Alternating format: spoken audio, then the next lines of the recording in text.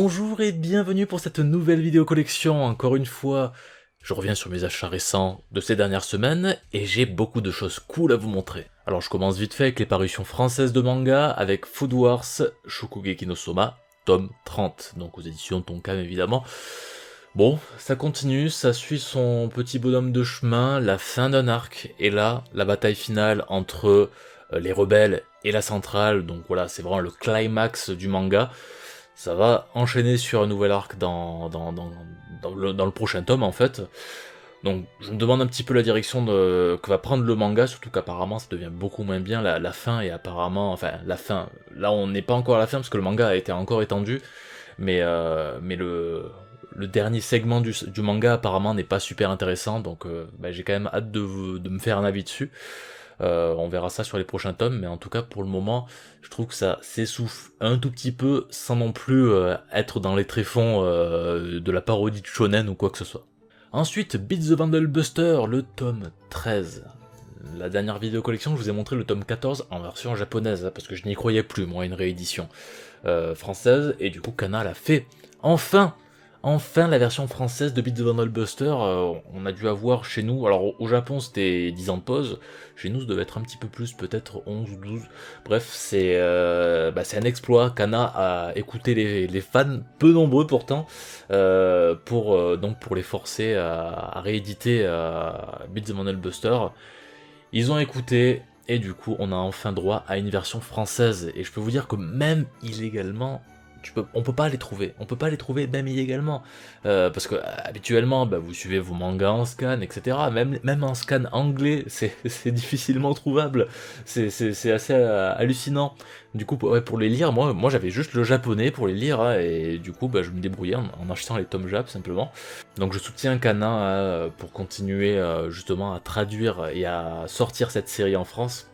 Très belle initiative en tout cas, malgré la pause de la série. Il faut dire que Kana n'ont pas trop de chance, hein, entre ça ou Hunter x Hunter, ils enchaînent tous les auteurs à pause. Ensuite, je me suis pris le tome 2 de High Score Girl, j'avais déjà montré le tome 1 dans la première vidéo collection, on a déjà également parlé de l'animé, je vais pas revenir en détail dessus, mais voilà, encore une fois, c'est excellent. On sent que l'auteur, vraiment, en lisant le manga, il y a plein de petits détails, en fait, qui sont vraiment super cool. Bon, ils sont également dans l'animé, mais parfois, il y a des détails qui sont pas dans l'animé, et qui sont dans le manga, et le contraire également. Parfois, dans l'animé, il y a des détails qui ne sont pas dans le manga, et ça, c'est assez cool, parce que les deux se complètent plus ou moins. Mais voilà, par exemple, rien que les petites anecdotes par rapport à Guile, quand on nous dit que Guile est le seul personnage à pas avoir de coup spécial au travers des évolutions de Street Fighter 2, vu que le héros il joue Guile, et du coup il y a Guile qui lui parle, etc. Il y a des interactions entre les deux personnages et c'est super rigolo. Et on sent en fait vraiment que l'auteur est marqué par cette époque et marqué justement par l'évolution de l'arcade, et on nous le raconte tout au long de ce récit, en fait, qui fait évoluer nos héros, hein, donc dès l'enfance. Là il est au collège, du coup après il va continuer son parcours scolaire et grandir de plus en plus et suivre bien sûr l'évolution du jeu vidéo qui était à cette époque-là à son âge d'or. Au niveau des parutions japonaises, je me suis pris le tome 20 de One Punch Man, je vous avais montré le 19 la dernière fois. Et bien voilà, donc évidemment, je vous les montre souvent. Alors comme le dernier tome, justement, qui se dédoublait comme ça avec une illustration qui pouvait s'agrandir en enlevant la couverture, donc ce qui permet d'avoir un artwork beaucoup plus grand en fait pour la couverture. Donc là en fait quand on dévoile la couverture, on peut voir le gros point de Saitama. Ce qui est assez intéressant, c'est que la frise continue en fait avec le tome précédent. Là j'ai le tome 19, et vous voyez donc avec Genos ça se colle avec le reste. Donc sûrement que dans le tome précédent, dans le tome suivant je veux dire, le tome 21, on verra la tête de Saitama sûrement bien énervé ou quoi. Et c'est plutôt stylé, d'ailleurs derrière ils ont encore continué avec les filles en bikini, donc voilà, c'est les différentes héroïnes en maillot de bain, et là aussi la frise continue, hein. Et d'ailleurs même sur la tranche, on peut voir qu'il y a un début de frise avec un point de Saitama qui est en train de se former, hein. Donc à vue de nez ça devrait durer peut-être 4 tomes, 3-4 tomes, peut-être que le prochain tome, non oui, je pense que 4 tomes ça devrait être suffisant, je pense, pour compléter le dessin, parce que là, 2 pour faire son point, je pense 2 autres pour faire la tête, ça devrait être plus ou moins suffisant. Mais c'est rigolo en tout cas que Yusuke Murata a décidé de faire des frises en fait à partir du tome 19. Pourquoi? Je sais pas trop. Est-ce qu'on est vers la fin du manga ou simplement pour marquer la fin d'un arc ou quelque chose comme ça? Peut-être. Autre manga régulier que j'achète en japonais, donc Boku no Hero Academia, le tome 24. D'ailleurs, je vous en avais parlé dans la dernière vidéo collection. Avec le tome 23, on commençait un nouvel arc centré sur les vilains. Là, donc la couverture bien sûr avec les vilains, et ce qui est assez rigolo, c'est que derrière ils sont en train de remplacer le mot Hiro de Boku no Hero Academia par une pancarte avec marqué vilain. C'est assez rigolo. Et voilà, donc un arc assez original pour le coup, vraiment intéressant de développer un petit peu les méchants et tout, c'est plutôt pas mal, même si l'arc n'a pas eu trop de succès au Japon. Je trouve que ça reste quand même assez intéressant comme point de vue. C'était peut-être un petit peu long en fait, c'est peut-être un petit peu long, mais ça reste intéressant. On a le temps avant de découvrir ça, bien sûr, vu que la saison 4 de l'anime se commence bientôt, qui va adapter, je crois, à partir du tome 13 ou 14. Donc ouais, on a le temps avant de découvrir ça, et en manga, ouais, on doit être au tome 18-19 en France, non? Je sais plus du tout. Bref, encore une fois, très très cool, Boku no Hero Academia. Bon, vous avez compris que je suis devenu fanboy, j'ai acheté la suite de Kimetsu no Yaiba, donc j'ai acheté jusqu'au tome 16. Donc ouais, 4 tomes qui me manquaient, et voilà, je suis à jour sur les mangas, mais je suis aussi à jour sur les chapitres. Évidemment, je ne pouvais pas me résister, hein. C'est beaucoup trop bien. Et vraiment, Kimetsu le manga, je vous en ferai une vidéo sûrement une fois qu'on aura fini les reviews sur l'anime. Pour l'instant, je reste assez neutre. Non, c'est trop bien. Je suis pas neutre du tout, c'est trop bien. C'est juste trop bien. Je vous en parlerai plus précisément dans une prochaine vidéo. Pour finir avec les mangas japonais, je me suis commencé une nouvelle série, Anebado. On en avait déjà parlé via l'anime qui a été diffusé l'année dernière. Donc Anebado, le manga que je trouve nettement supérieur à l'anime, parce que là pour le coup on a de la vraie tension sportive. L'anime, on vous avait déjà fait la review, voilà. En gros pour moi c'était un petit peu en dents de scie, parce que derrière il y avait quand même de gros sakuga, même l'anime en lui-même était plutôt beau, plutôt bien réalisé, mais ils avaient préféré rajouter beaucoup de tension psychologique, renforcer le drama autour des personnages, plutôt que de renforcer le côté sportif, alors que là le côté sportif il est à 200%, surtout que le trait de l'auteur, Kosuke Hamada, il est énormissime, il évolue de tome en tome, ça devient de plus en plus fin, et dans les derniers tomes je peux vous dire que son trait n'a rien à envier à un Yusuke Murata par exemple. Ensuite, petite acquisition, petit don qu'on m'a fait, mon ami Jep à Japan Expo m'a donné 2 bouquins en rapport avec la série Tales of, hein, lui qui est grand fan de la série. Il m'a donné le Tales of the Abyss Character Episode Bible et le scénario book également du même jeu de Tales of the Abyss, donc plutôt sympa, merci beaucoup Jep en tout cas. Donc le Episode Bible donc, qui développe un petit peu les personnages, d'ailleurs avec des illustrations, je sais pas si elles sont tirées du manga, mais des illustrations qui ne sont pas du design original du jeu en tout cas, même s'il y a aussi des illustrations officielles, et aussi des screenshots du jeu. Et voilà, donc ce qui permet d'avoir un gros développement en tout cas sur tous les personnages du jeu. Et le scénario book, donc c'est juste tout le jeu, tout le script du jeu, condensé dans ce petit bouquin, et ça c'est assez énorme. Je trouve que c'est assez énorme ce genre d'ouvrage. Alors pour continuer avec Tales of justement, je me suis récupéré ça sans grande conviction à la base, je l'ai gagné à une enchère eBay 8€, voilà. Donc l'artbook Tales de Inomata Mutsumi, character design emblématique de la série, hein. Dans les Tales of, les 2 character design emblématiques c'est Kosuke Fuishima et Inomata Mutsumi, Inomata, vous le mettez dans le sens que vous voulez. Donc character design et surtout des épisodes de la Team Destiny. Là notamment ce bouquin il traite de ses travaux sur Tales of Destiny 2, Tales of Destiny et Tales of Eternia. Et alors j'ai récupéré ce bouquin justement parce que je possédais celui-ci à la base, hein. Celui-là je l'avais acheté Day One, donc c'est les travaux de Mutsumi Inomata de 2004 à 2015, donc de Tales of Rebirth à Tales of Zestiria en gros. Et donc ouais, il y a énormément de travaux dans ce bouquin, il est assez magnifique. Et du coup, je complète tous ces travaux sur la série Tales of avec ce bouquin que j'ai eu vraiment à un prix tout cassé. Bon, ça c'est pas une surprise évidemment, en fait Stay Night Eventsfield partie 2 Lost Butterfly, je me suis pris donc la version limitée sur Amazon Japan, donc le coffret Blu-ray, hein, qui contient donc le film avec les sous-titres anglais, les bonus sous forme de DVD en SD du coup, mais sans sous-titres, l'OST du film complète, hein, composé par Yuki Kajiura évidemment.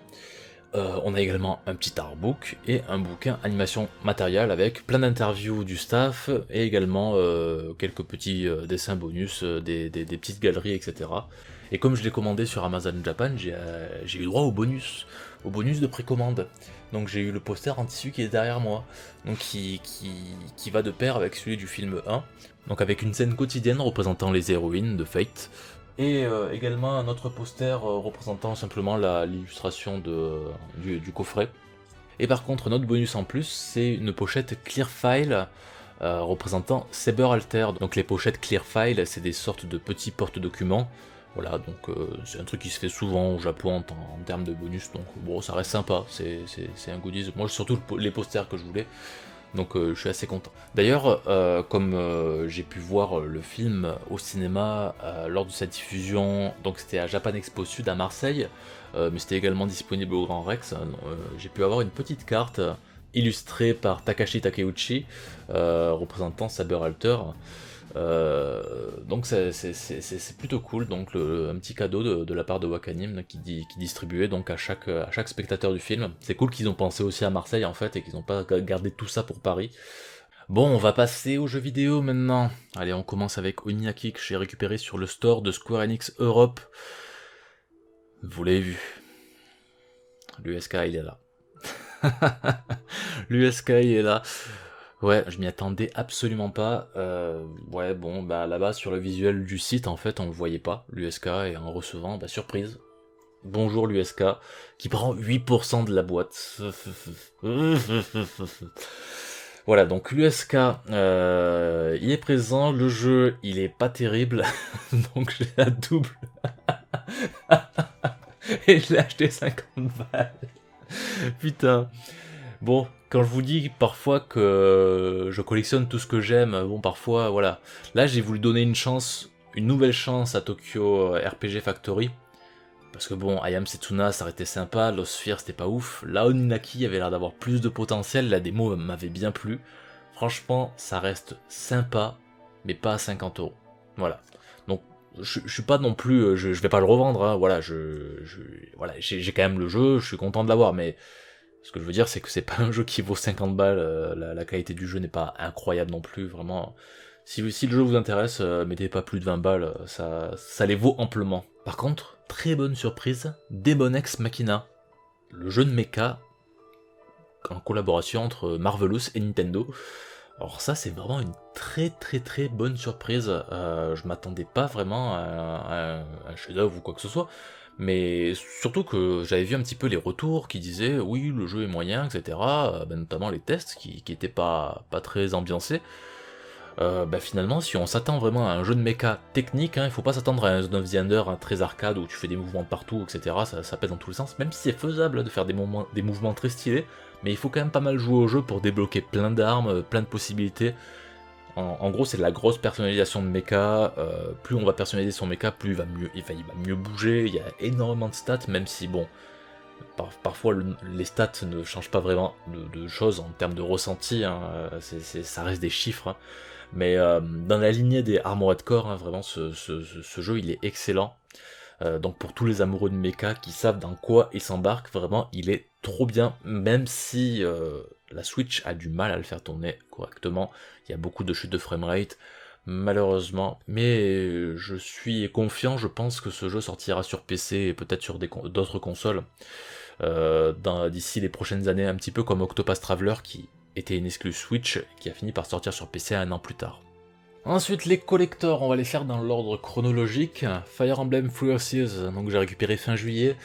Le collector qui est beaucoup plus gros que ce que je pensais, vraiment, je le voyais plus petit. En fait, quand on voit la forme de la boîte, donc on voit que ça fait vraiment les anciennes boîtes de collector, vous savez, sur Wii par exemple, genre il y avait le collector de The Last Story ou de Pandora's Tower.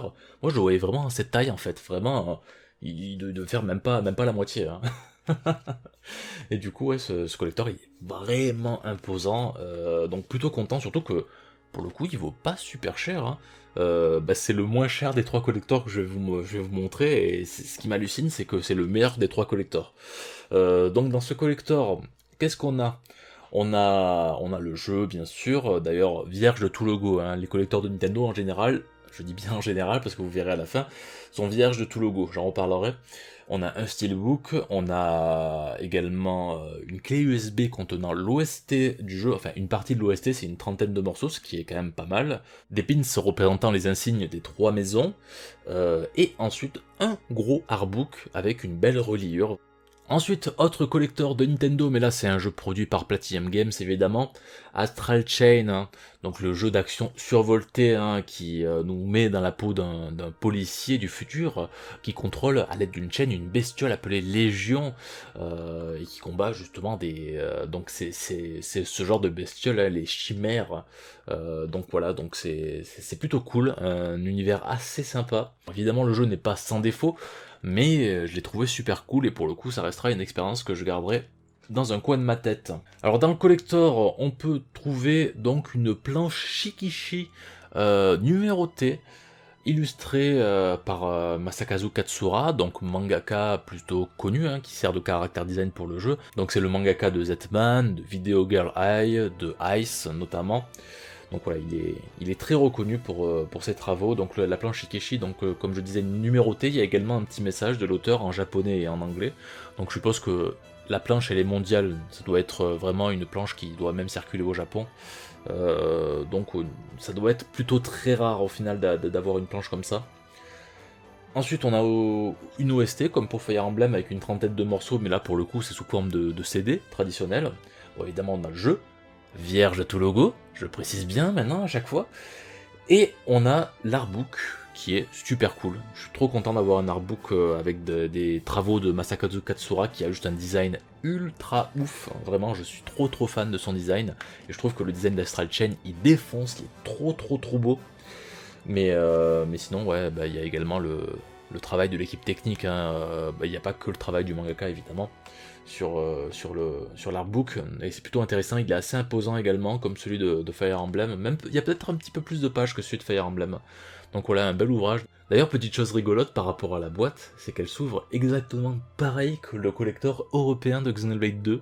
C'est assez rigolo, donc une boîte qui s'ouvre sur les côtés comme ça. Et ouais, ça m'a fait rire. En fait, ils ont pris exactement la même finition de boîte. Du coup, Nintendo en fait réutilise les mêmes assets, même pour ses collectors.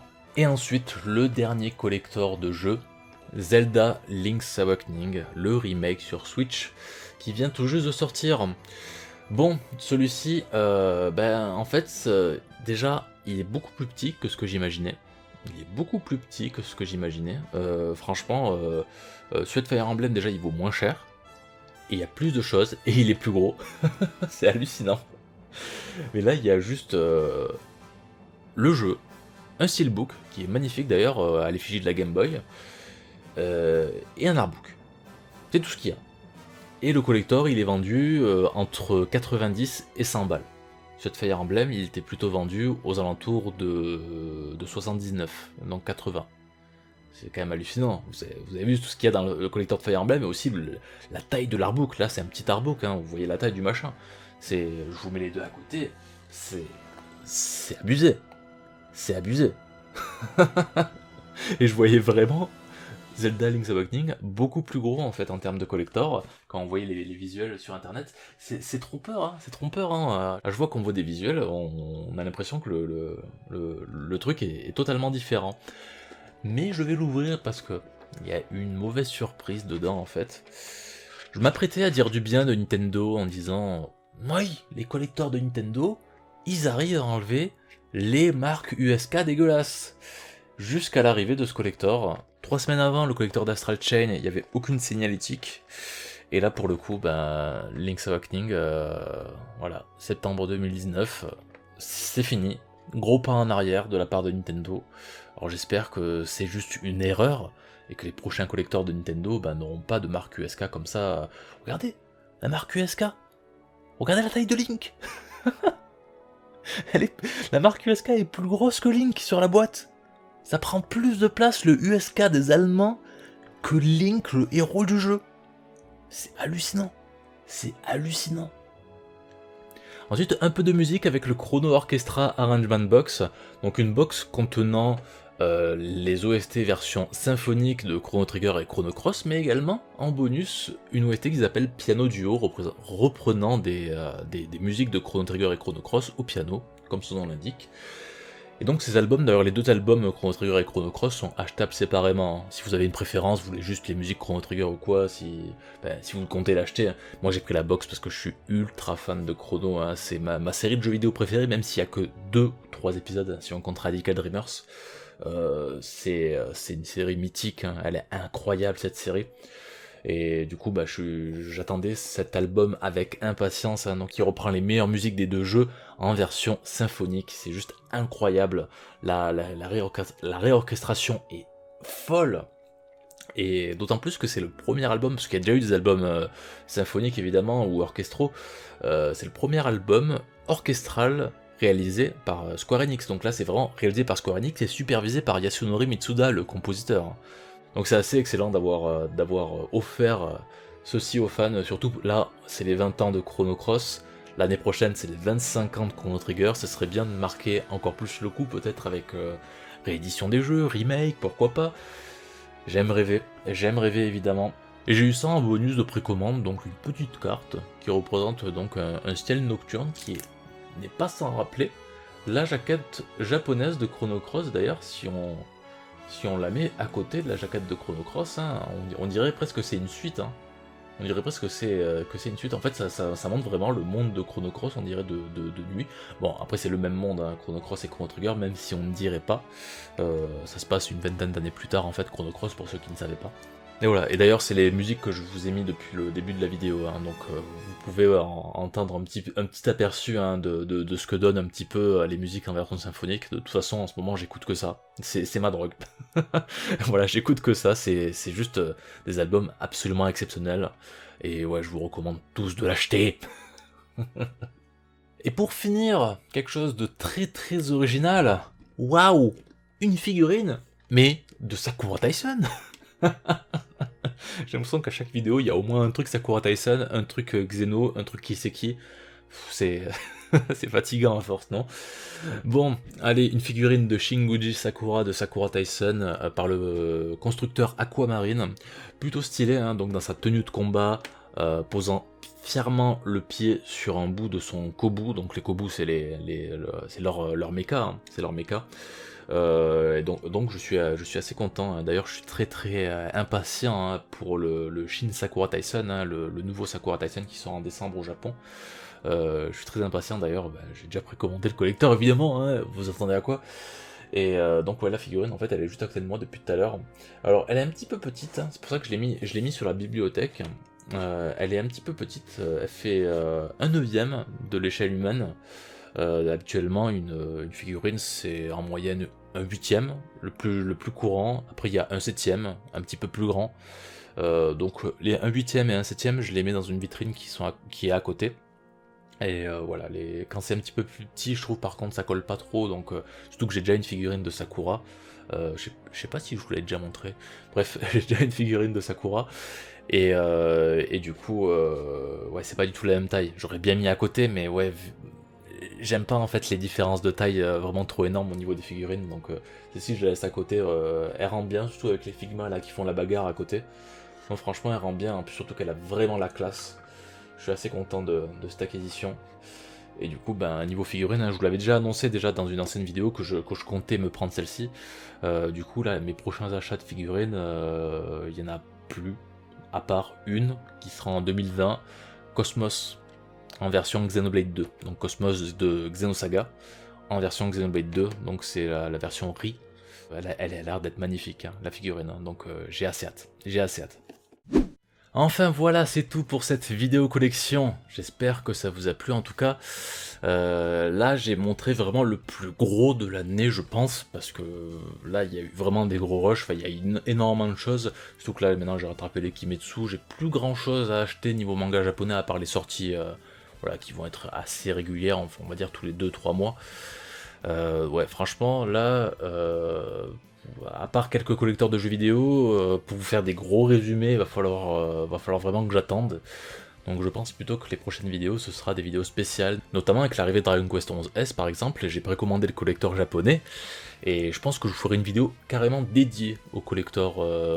Ça peut être bien aussi, voilà, de vraiment s'attarder longtemps en fait sur un seul objet, et surtout que là, bah, le collector il rigole pas. Évidemment, laissez un pouce en l'air pour nous aider, c'est super important, merci beaucoup. Abonnez-vous à la chaîne également si ce n'est pas déjà fait. Activez la cloche pour recevoir les notifications quand on sort une vidéo, ou suivez les réseaux sociaux simplement, pour là aussi je poste régulièrement pour vous dire quand est-ce que je sors une vidéo, ou quand est-ce que je commence un live également.